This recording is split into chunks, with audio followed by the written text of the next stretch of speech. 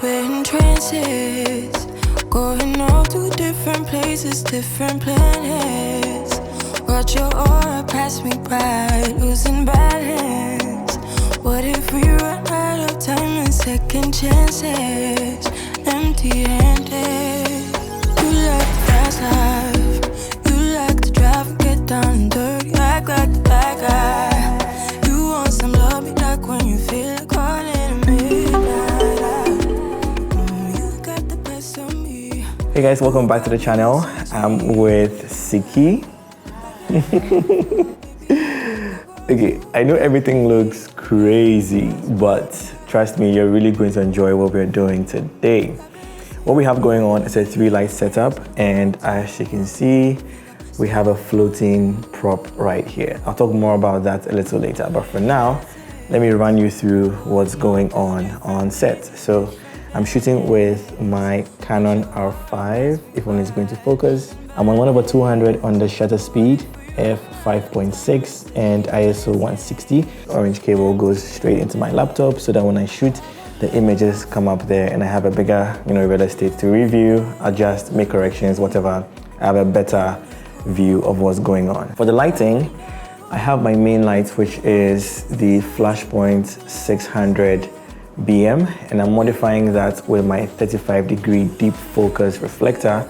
So what it's supposed to do is just, move the light in a specific direction straight onto Siki. The other two lights have specific jobs, and we're going to talk about that next. But before that, I have a reflector over here, and what it's supposed to do is any of this light that is traveling past Siki and going, away to hit the white wall over there, because the walls in the studio are white, it can come back and open up the shadows, but I don't want that. I want to keep it really dark and contrasty.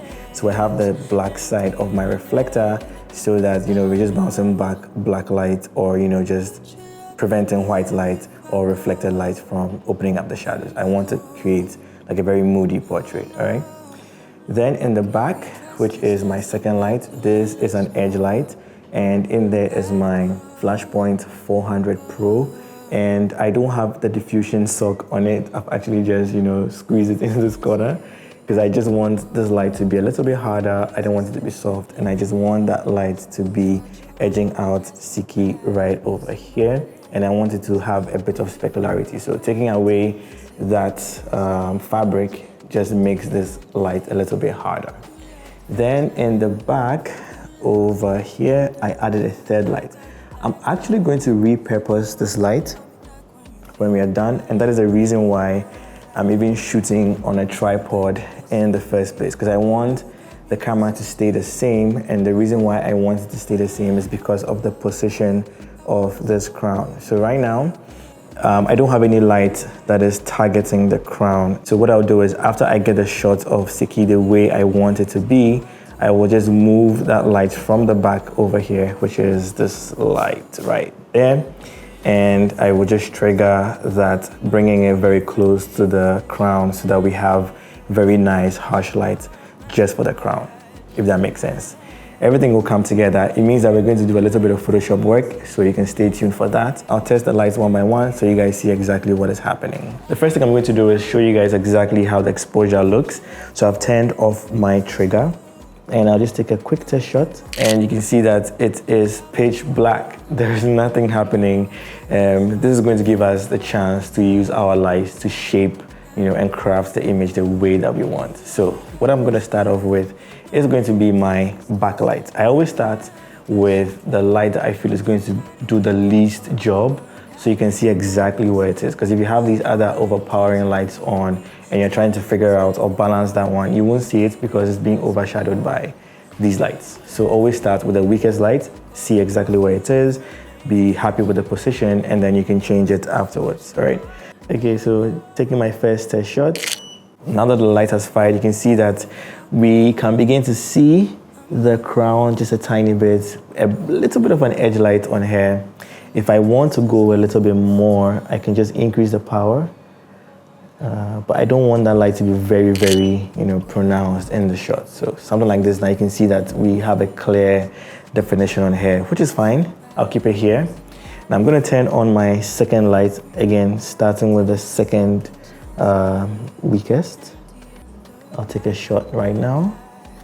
And now you can see that we have, you know, more shape on Siki. We can see the crown, we can see the edge light, you know, across her face, her shoulder. Now we're beginning to form, you know, our image, right? So I'm gonna go and turn on my main light.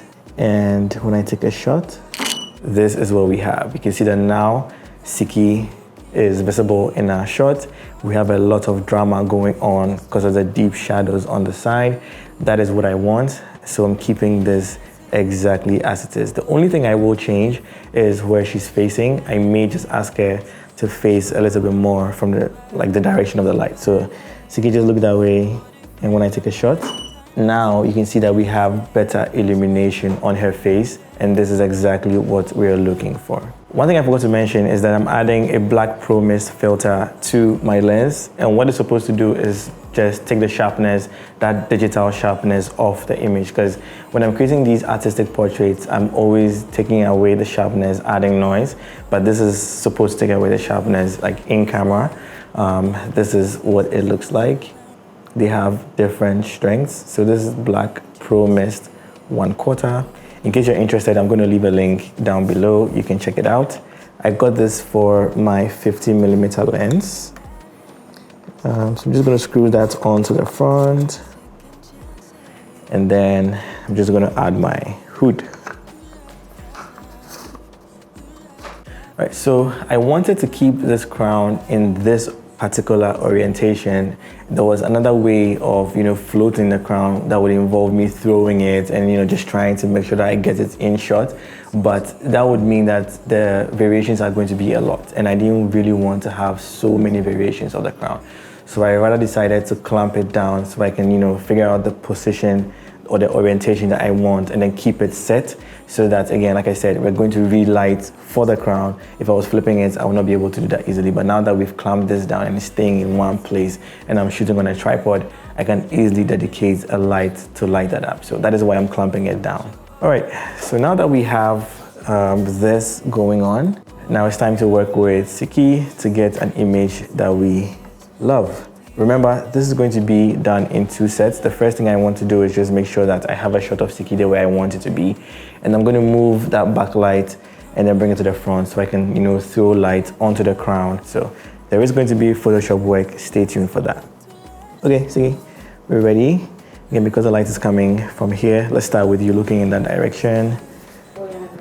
Yeah, you can put your hand on that. Yeah. Yeah, that's it. Beautiful. Ooh, I love it.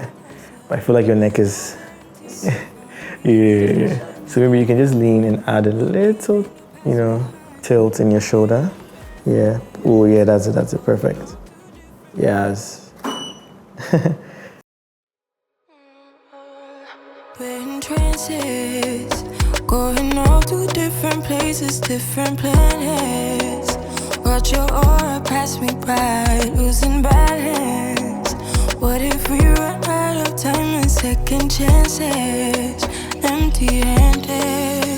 You like the fast life. You like to drive and get down and dirty. Act like the bad guy. You want some love, be like when you feel caught in the midnight. I think I've gotten a shot of Siki the way I want. So I'm just bringing this light in here. Yeah, this is just for the crown. I'm gonna crop that out and then, you know, just use the, I think the light needs to go up a bit. Okay. I'll take a test and hopefully this should give me the shots I'm looking for. Ooh, that's really nice. I'm just gonna go down on the power of that light a tiny bit. Okay, let me just see what that does. Yeah, much better. I think I have a shot of the crown. I have a beautiful shot of Siki. We're gonna jump on into Photoshop and then, you know, put these 2 pieces together. So now that we are on my computer screen, I want to go ahead and show you how I achieved this image. So this is what we started with, and this is what I've been able to achieve. So this is the raw image. If I go into Photoshop right now and hide all these layers, so we can start one after the other. So you can see that I have organized everything. I have a subject, a backdrop, crown, glow, and then film grain. So we're going to start off with our subjects group, and in there the first thing I did was just streamline her arm and then just add a bit of volume to her hair, and I used a liquify tool to do that. Afterwards I just went ahead to the skin grade where I played with the color tone in her skin and the depth of the darkness as well. So that is all that is inside of the subjects group. You can see there is nothing else happening. Then I have a backdrop. So over here what I did was just clean up the backdrop a little bit. You can see that there is a color cast in there, this blue color cast, including the crown and everything, which is being cropped off because I've already cropped for Instagram. And turning on the backdrop group, you can see that everything goes away, the color goes away, everything just looks a lot cleaner in this case. And all I did was actually do a content aware to get rid of the crown. Afterwards I just used a brush to paint away some of these highlights or these glows that were appearing through the flaring of the light that I was using. Okay, this is all that I did inside the backdrop. Then I went on into the crown. So inside the crown, what I actually have is, let me just change this to normal. So this is me cleaning up the backdrop a little bit, removing the clamp that was holding the crown in place. So this is everything actually. You can see that we have a color cast, we have the clamp in shot, and I just painted on the mask to get rid of the clamp and just certain areas of the backdrop as well.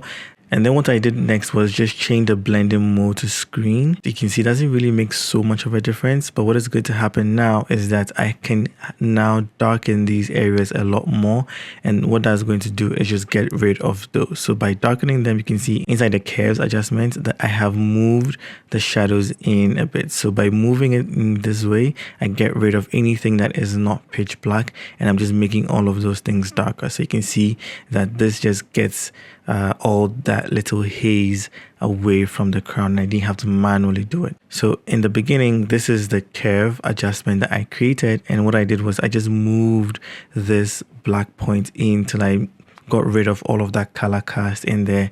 And I realized that by doing that I was losing the glow of the crown, so I brought the highlights back a little bit, just like that. You can see by doing that it is brightening the image, but then again the glow is not really centered in the highlights, it's more in the midtones of the crown. So what I did was just move into the midtones and then I just pushed that up. If I go all the way, you can see that it's going pure white. That's not what I want. I just want a bit of glow in the crown. I'm just gonna push the highlights back a little bit, just a subtle curve to add a bit of pump, into the crown. So there's a before, there's an after. You can see that we actually have been able to add a bit of glow into the crown, and that is another reason why I added a light source to the crown, so that it will have that reflective nature in camera. Afterwards I went to create a glow, and all I did actually was just use my brush and then I just painted on that. So if I just get rid of these, so I can redo it for you guys to see. Alright, so what I did was I hit B for my brush tool, and then I created a relatively small brush which is also really soft, and then I just clicked once, and then I just went and created a bigger brush and then clicked again, and then that just added the glow. Afterwards I went ahead and added film grain just to bring the entire image together, just adding noise and texture into the frame. So this is pretty much everything that I did. I haven't done any skin retouching, but I will do that to remove some of these spots. But I just like that natural look that the image is giving me, and this is going to be my final image after I just probably do a little bit of dodging and burning to even out the tonal transitions. And that is all that I wanted to show you guys. So if you got some value out of this video, leave a like, support the channel, subscribe if you haven't, and I'll catch you guys in the next video. And remember, don't ever give up.